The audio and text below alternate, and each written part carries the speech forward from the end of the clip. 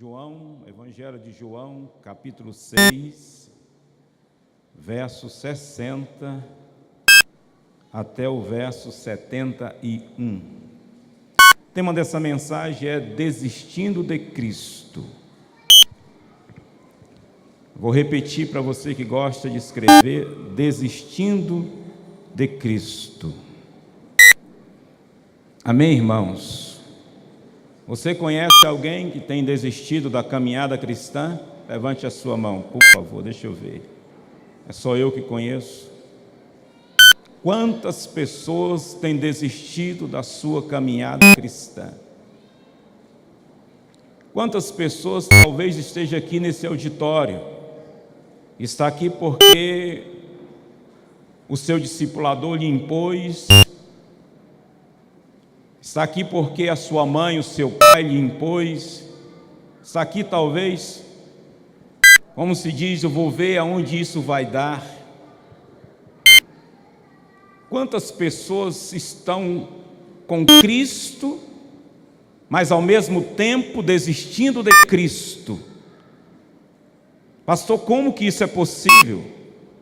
Eu estar com alguém e ao mesmo tempo desistir dessa pessoa?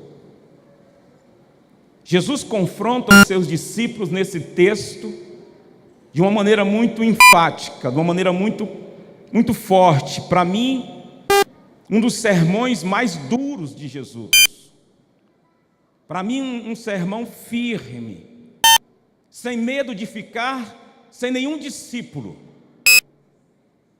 Firme, com aquilo que ele queria implantar no coração do ser humano. Aquilo que ele queria trazer para aquela época. Mas muitas das vezes nós aqui também, nesse tempo, em pleno século 21, precisamos de algo tão forte como essa mensagem, irmãos, para nos tirar desse acomodismo, para nos tirar dessa situação que nós estamos vivendo como crente, como cristão, dessa apatia, desse pensamento morno, dessa atitude morna. Eu creio que o Senhor tem algo a fazer na minha e na sua vida nessa noite. Você crê? Diga amém. E a palavra de Deus diz assim no verso 60: ao ouvirem isso, muitos dos seus discípulos disseram: dura é esta palavra, quem pode suportá-la? Sabendo em seu íntimo que os discípulos estavam se queixando, ouviram. Jesus disse: isso os escandaliza? Que acontecerá se vocês virem o Filho do Homem subir para onde antes veio, onde estava? O Espírito dá a vida, a carne não produz nada que se aproveita. As palavras que eu lhe disse são espírito e vida, contudo, há alguns de vocês que não creem. Pois Jesus sabia desde o princípio quais deles não criam e quem iria trair. Verso 65, e prosseguiu: e por isso que lhes disse que ninguém pode vir a mim, a não ser que isto lhe seja dado pelo Pai. Naquela hora em diante, muitos dos seus discípulos voltaram atrás e deixaram de segui-lo. Jesus perguntou aos 12: vocês também querem ir? Simão Pedro lhe respondeu: Senhor, para quem iremos? Eu já vi muitos dizerem para onde, mas a palavra aqui é para quem. Quem é que tem a palavra? E Pedro afirma: tu tens a palavra de vida eterna. Nós cremos e sabemos que és o Santo de Deus. Então Jesus respondeu: não fui eu que te escolhi os 12. Não foi eu que escolhi os 12? Todavia um de vocês é diabo. Ele se referia a Judas, filho de Simão Iscariote, que embora fosse um dos seus, mais tarde haveria de traí-lo. Queridos irmãos, o evangelho pregado por Jesus era um evangelho diferente. O evangelho pregado por Jesus era um evangelho desafiador. O evangelho pregado por Jesus era um evangelho que desafiava não apenas melhorar um pouco de vida, mas o evangelho pregado por Jesus era um evangelho que pregado para que nós pudéssemos completamente abandonar o pecado. Amém, irmãos? Não era um evangelho simplesmente que era pregado naquela época, era um evangelho desafiador. E o evangelho que Deus tem trago para nós hoje, e o evangelho que nós temos pregado hoje é um evangelho desafiador, irmãos. Sim. Nos desafia a sairmos do comodismo, nos desafia a levantarmos e dizermos: eu não aceito essa situação na minha vida, eu tenho um Deus que opera na minha casa, eu tenho um Deus que opera na minha família. Não é um evangelho para você cruzar os braços e dizer: olha, eu vou esperar a morte chegar, eu nasci para sofrer mesmo. Não, Deus te colocou aqui, irmãos, nessa terra para reinar. Deus te colocou nessa terra um evangelho que desafia. E entenda algo, por favor: o reino não é na terra, o reino é nos céus, irmãos. Analisar esse texto, capítulo 6, alguns versos, porque esse texto nos concede, irmãos, uma amostra de fato de que evangelho é que o Senhor quer que vivamos. O verso 2 diz que grande número de discípulos, um grande número de pessoas seguiam a Jesus simplesmente pelos milagres que ele operava. Não é esse o evangelho que o Senhor quer que sigamos. Estou aqui simplesmente para que Deus possa encher a minha despensa. Estou aqui simplesmente porque eu quero ver milagres acontecer. Eu estou aqui porque eu quero que o Senhor mova. Não, irmão, não é esse somente o evangelho de Jesus. Não é só pelos feitos do Senhor. A Bíblia diz aqui, irmãos, que esses homens estavam ali simplesmente pela comida, pela multiplicação dos pães, pelos milagres que poderiam acontecer na presença de Jesus. Eu não posso servir a Jesus, eu não posso seguir a Jesus simplesmente pelo que Ele vai me dar,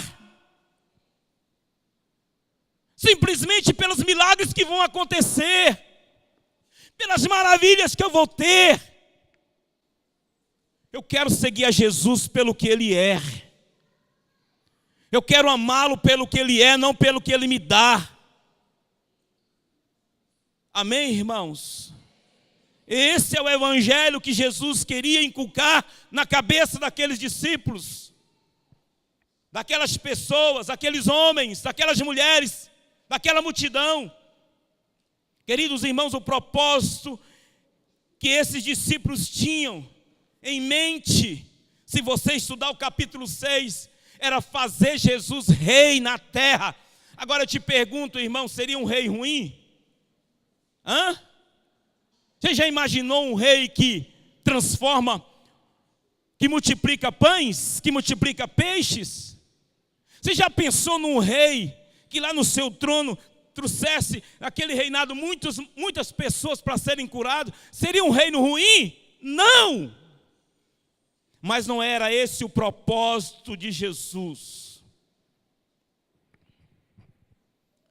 O desejo daquele discípulo era fazer Jesus rei. Não era o desejo de submeter-se à palavra. Não era o desejo de submeter-se a Cristo. Eles queriam alguém para manipular.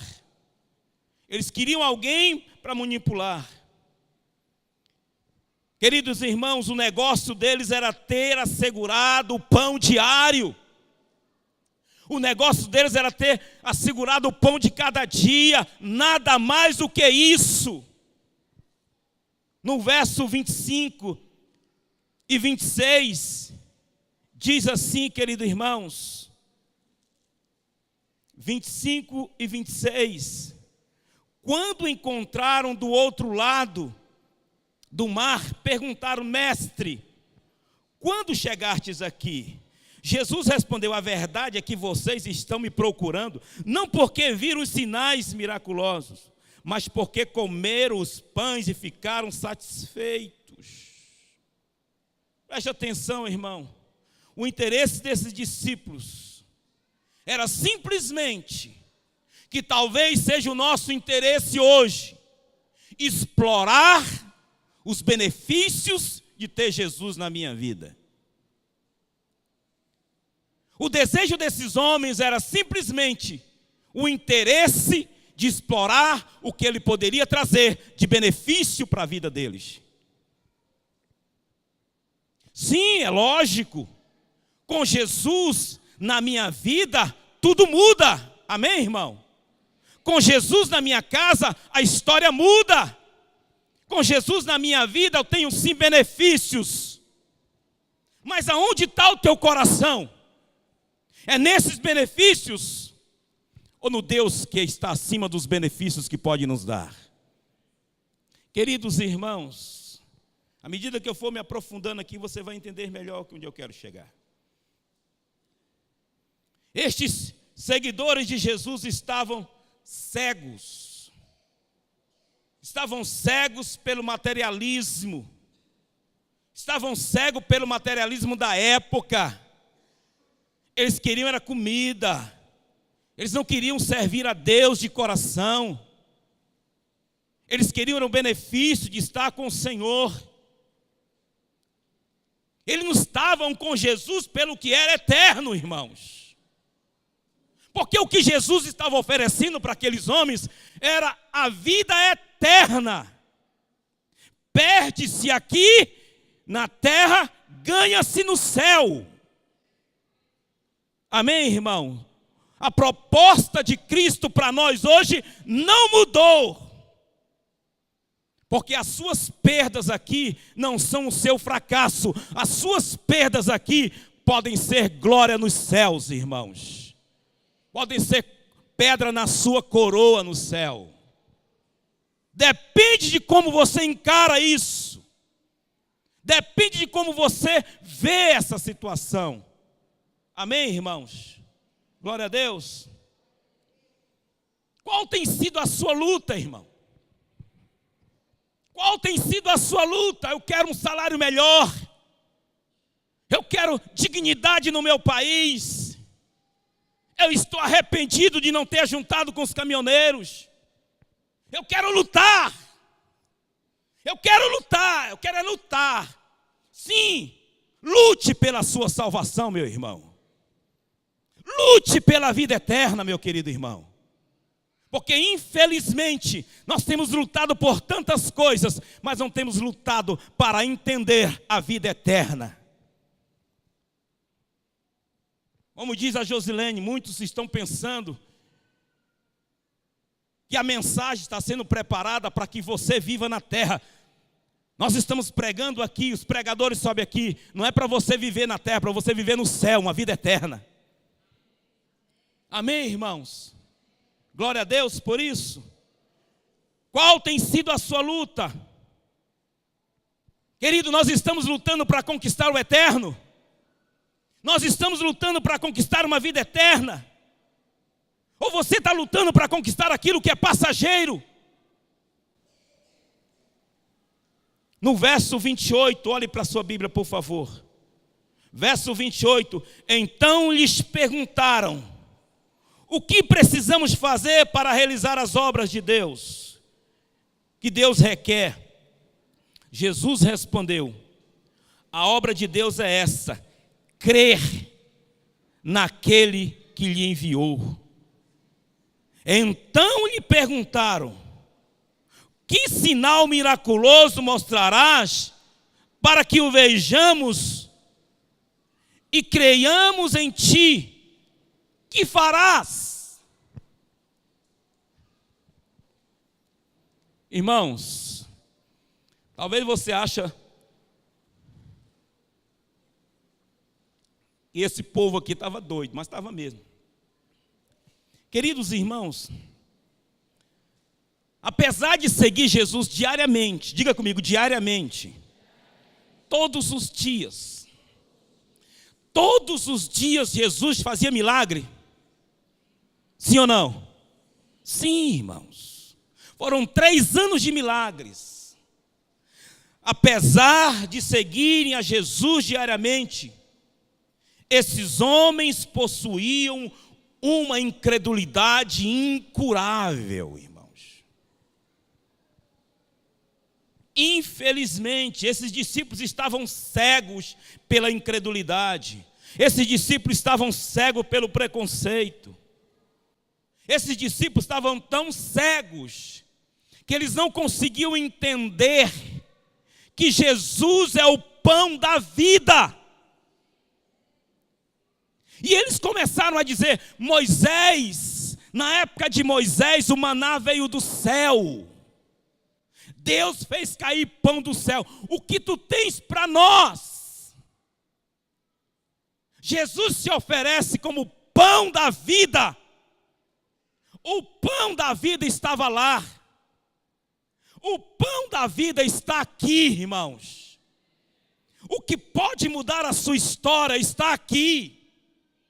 Mas muitos estão rejeitando o pão da vida, porque querem sinais. Porque querem sinais. Que sinal o Senhor vai me dar? Que sinal o Senhor vai me dar? Que sinal maior era o pão da vida presente? Que sinal maior é Jesus Cristo ali, se oferecendo como sacrifício vivo, dizendo: quem comer de mim jamais terá sede, fome. Quem beber do meu sangue jamais terá sede. Jesus se oferece como pão da vida. Para esses discípulos, esse Jesus era simplesmente o filho do carpinteiro. Como que esse homem simples poderia dar algo para eles? Sabe, querido irmão, desse modo eles tropeçaram na simplicidade de Jesus e começaram a enfeitar, como muitos estão enfeitando hoje, com as suas eloquências, com as suas filosofias. Jesus é simples, ele é pão da vida. Quem aceita Jesus nunca mais terá fome. Quem aceita Jesus nunca mais terá sede.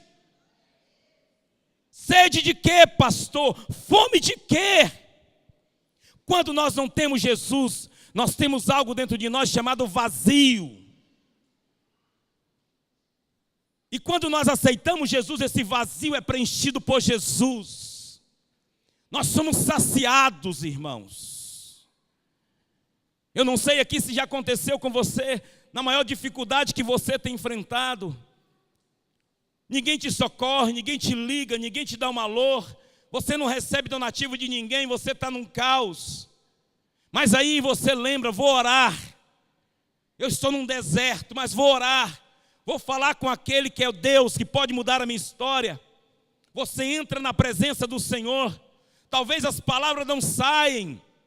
Talvez você só chora, só geme, com tanta dor, até o ponto que você libera a palavra, até o ponto que você começa a verbalizar, até o ponto que você começa a orar. Diante de tudo isso, irmão, você entrou um caco na presença do Senhor, mas quando você sai de lá saciado e entendendo que o Senhor vai mudar a sua história. É essa fome que o Senhor nos sacia, irmãos. Amém, queridos irmãos? Quanto de nós ainda hoje nos sentimos envergonhados com a simplicidade de Jesus? Quantos de nós ainda estamos andando da mesma forma que éramos? Aceitei Jesus, mas continuo com os mesmos atos, com as mesmas atitudes. Sabe o que significa isso para mim? Isso é coisa minha. Isso significa que a pessoa nunca aceitou Jesus na simplicidade que ele é. Não. Você lembra a historinha da pessoa que estava morrendo afogado?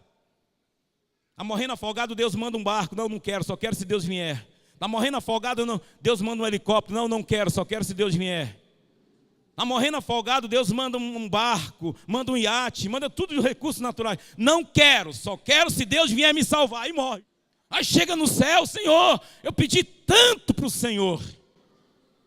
Mas o Senhor falou, meu filho, eu te mandei um barco, te mandei um helicóptero, te mandei um bombeiro, te mandei tanta coisa, você não quis, eu tinha que vir para cá mesmo.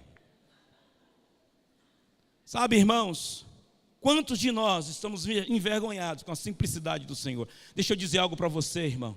Jesus é simples, mas ao mesmo tempo é profundo, irmãos. Ele é simples, mas ao mesmo tempo é profundo. Porque a Bíblia diz que é o único que divide a alma do Espírito, irmãos. Amém, querido? Aleluia. Quantos de nós estamos procurando embelezar Jesus?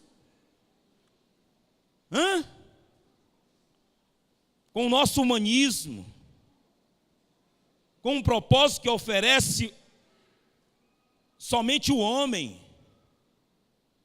Não deveria ser assim, irmãos. Sabe, queridos, esses discípulos estavam demasiadamente ocupados em viver em função de si mesmo. E a palavra do Senhor diz, no verso 53 e verso 57, 53 ao 57, Jesus disse, verso 53, eu lhes digo a verdade, se vocês não comerem a carne do Filho do Homem e não beberem o seu sangue, não terão vida em si mesmo.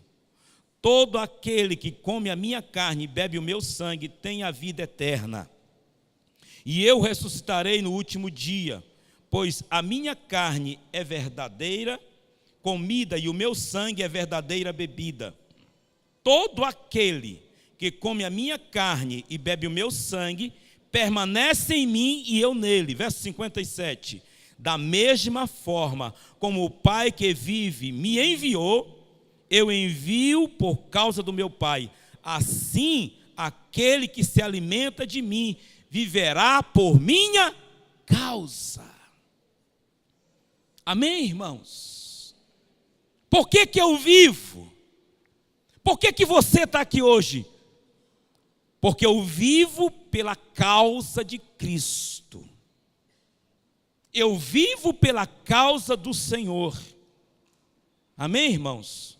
Entendemos aqui que não se pode tomar algo de Jesus sem aceitar o próprio Cristo.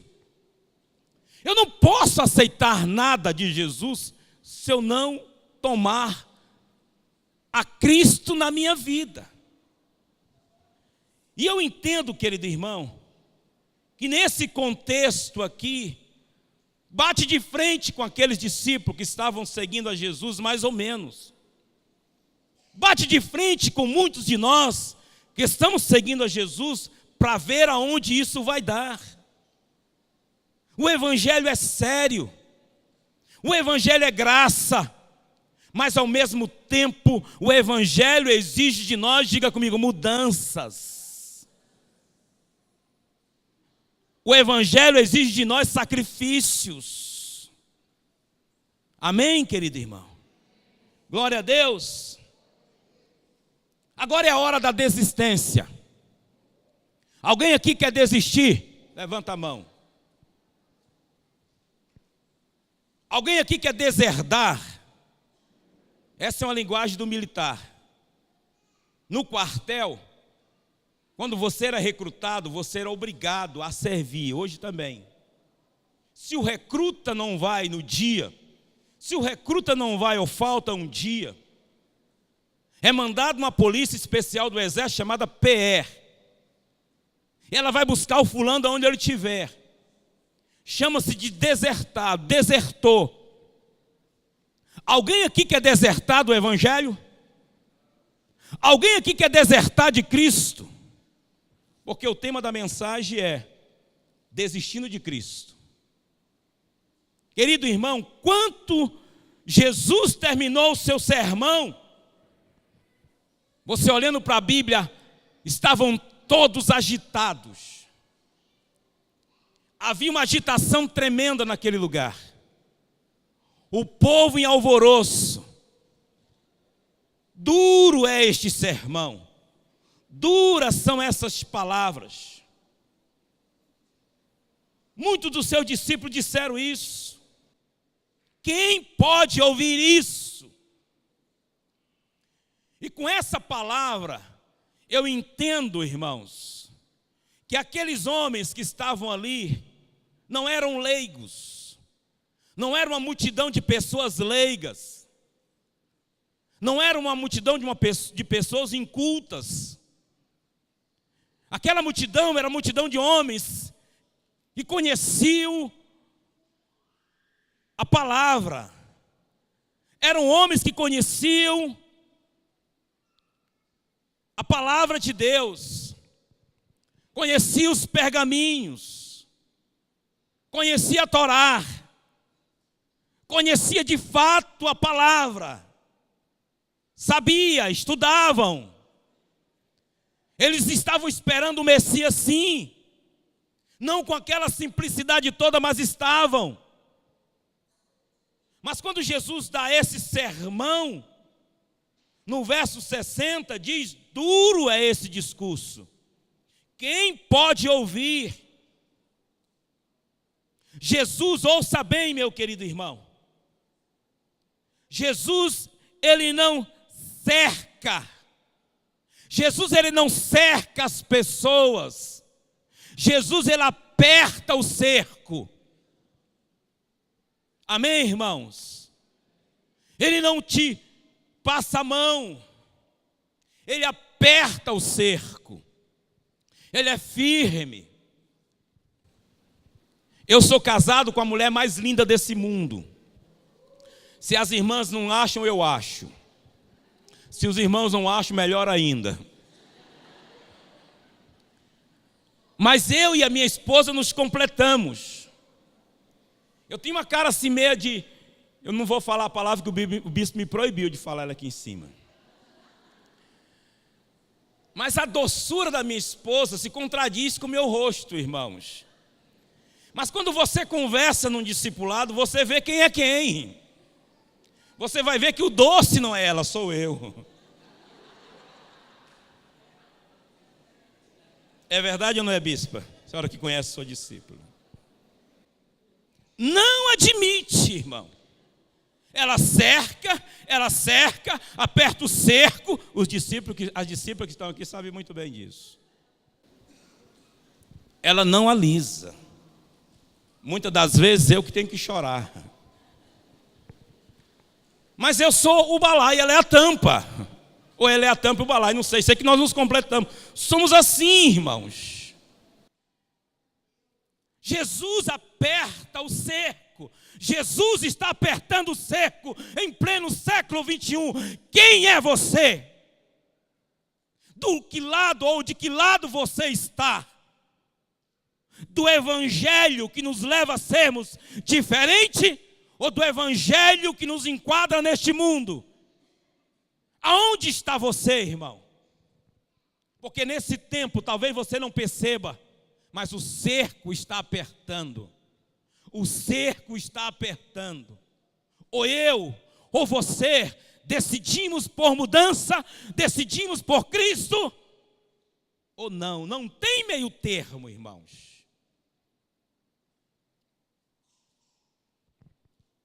A ênfase de Jesus, a maneira correta de ser, de agir dos seus seguidores, a maneira que os seus seguidores estavam, Jesus teve que dar um basta. Opa, pera lá. Não é esse o reino que eu estou pregando. Não é esta vida que eu estou propondo. Não é esta mudança, não é esse o evangelho. Vocês estão entendendo tudo errado. O evangelho que Jesus nos apresenta é mudança. Mudança radical. Contra o pecado. Contra aquilo que não agrada a Deus. Mudança radical. Ou mudamos radicalmente, ou vamos viver essa vida apática, sem graça, um evangelho insosso, sem nenhuma graça, sem nenhum milagre. Querido irmão, senta com quem Senta com quem recebe milagre do Senhor.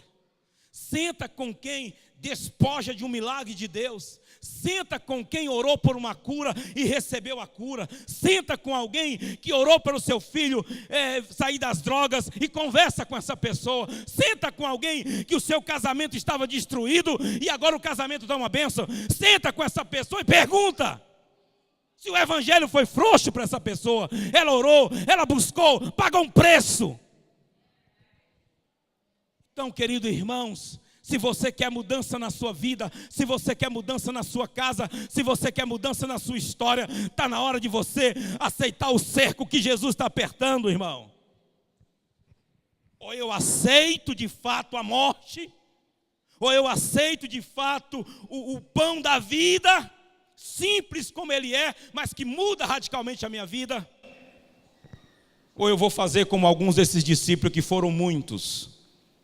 Eu fico impressionado com Jesus, porque ele gastou tempo, irmão, para selecionar os seus apóstolos. Ele gastou tempo para selecionar os seus discípulos. A Bíblia diz que foi 40 dias orando, 40 dias e 40 noites, para vir começar a sua comissão.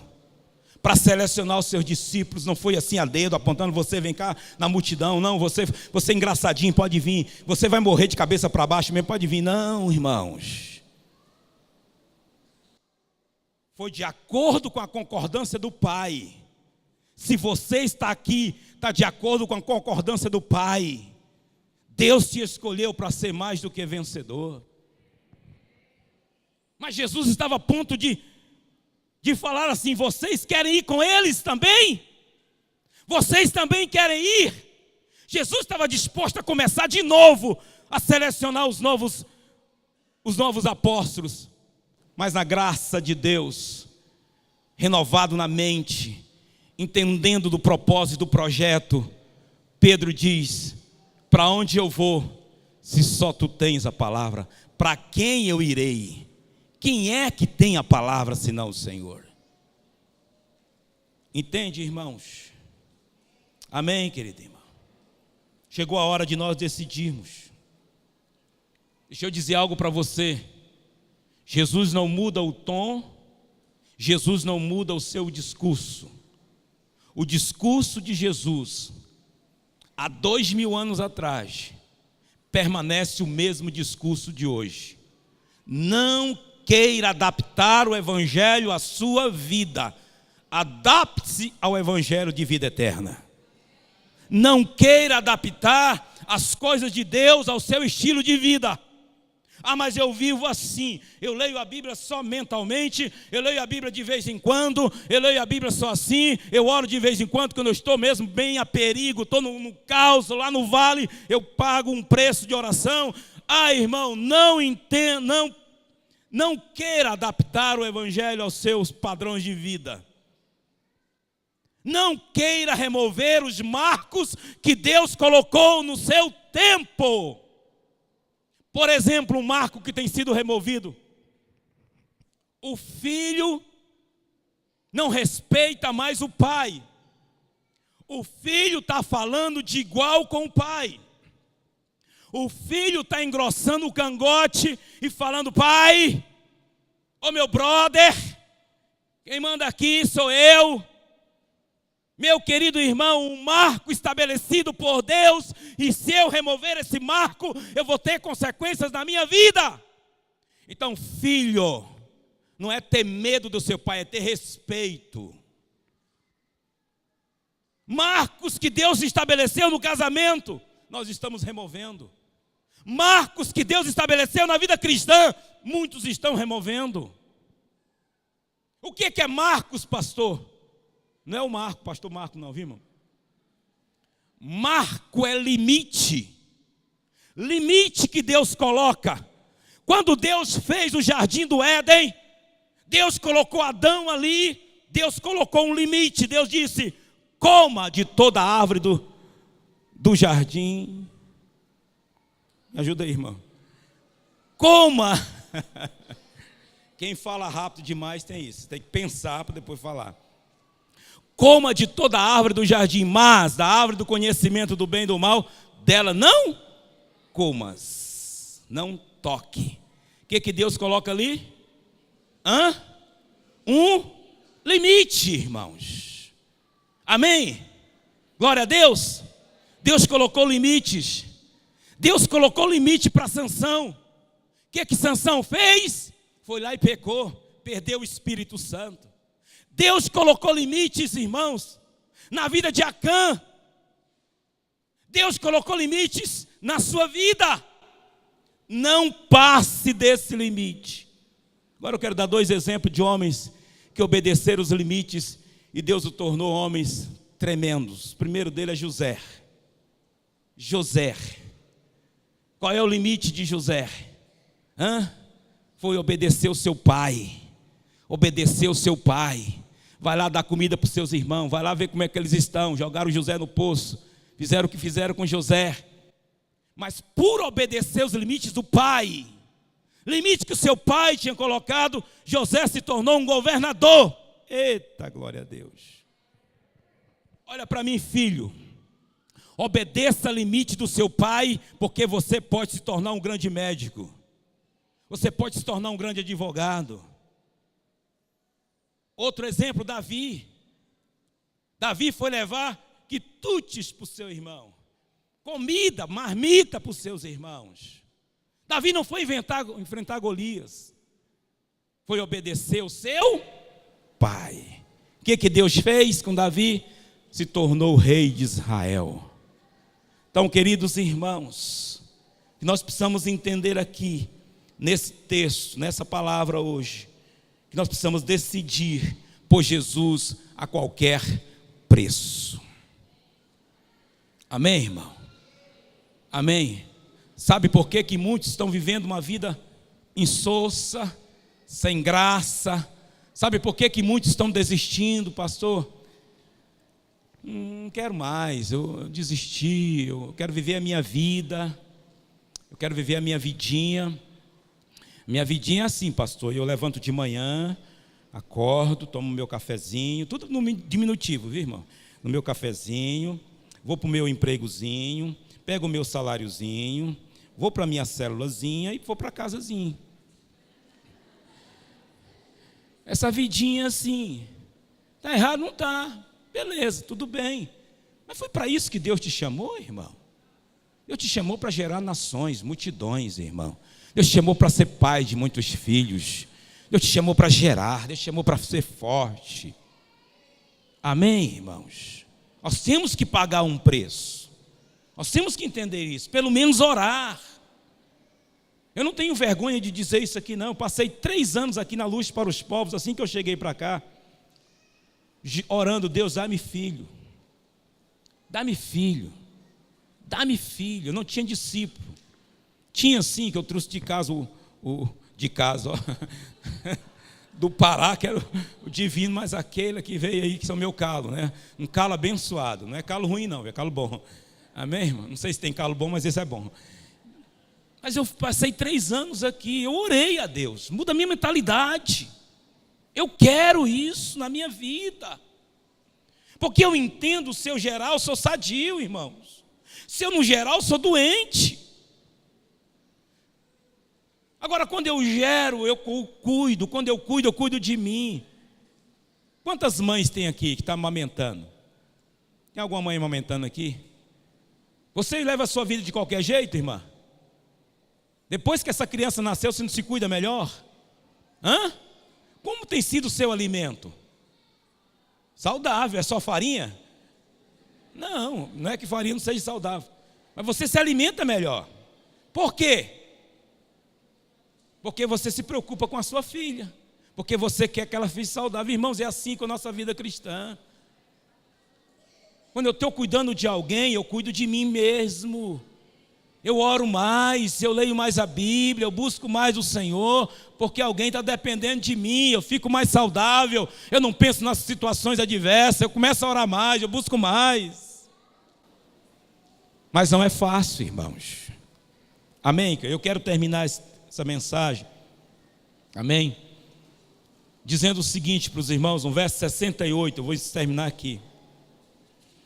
Verso 68 e 69. Jesus perguntou aos 12: vocês também Não querem ir? Simão Pedro lhe respondeu: Senhor, para quem iremos? Tu tens a palavra da vida eterna. Oh, glória a Deus. A Bíblia diz que os apóstolos decidiram ficar. Agora, por que os apóstolos decidiram ficar?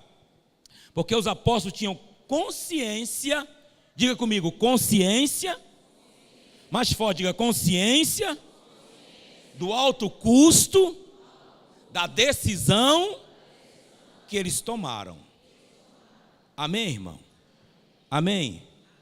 Só para massagear o seu coração um pouquinho, olha só, eu te pergunto, você tem tido consciência do seu chamado, irmãos?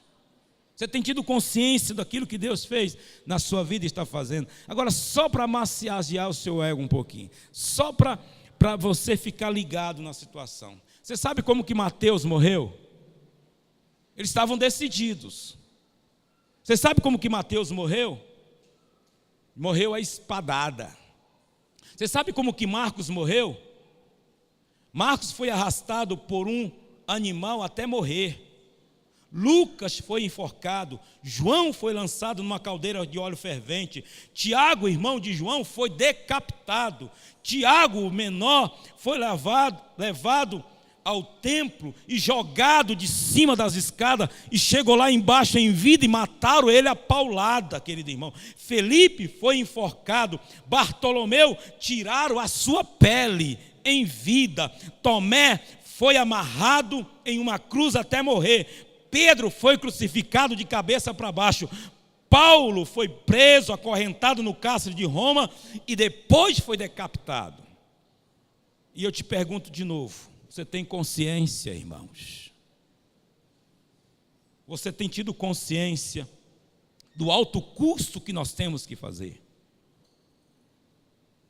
Irmãos, nós não estamos brincando de ser crente não, querido irmão. Nós não estamos...